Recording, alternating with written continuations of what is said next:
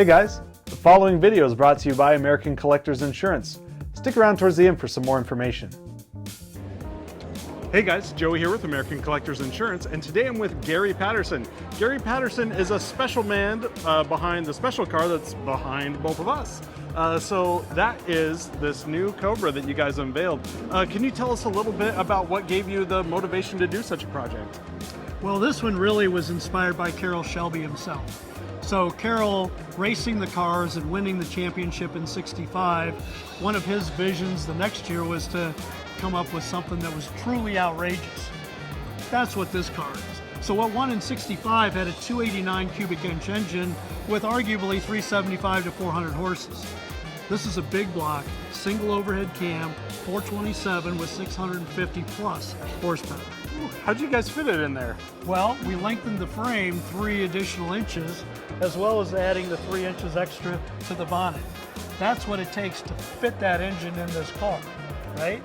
You know, Carroll never was able to race it in that form because they sent him a wedge motor instead of a cammer, but that would have just really knocked their stocks off. Instead, what they ended up doing was returning it to a small block. The Daytonas were done, and they went on to the GT40s that won the championship, beat Ferrari, took them off the podium in 1966. Well, and so this car is such a statement, and it says something, but what is the statement you guys as Shelby American, what's the statement you really want the car to get across? We want to get across that Carroll was always a visionary.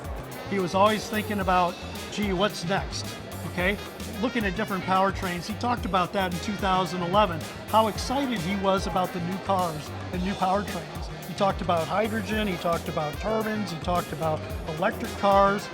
And you know, we don't have all the answers, but we're going to be in the game to do it. And we're going to work with Ford Motor Company to work with their engineers to make sure that we're polishing that blue over.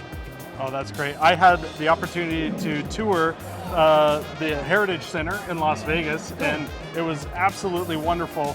Now, the last question I have on this car, they started it up and it runs. Have you been behind the wheel?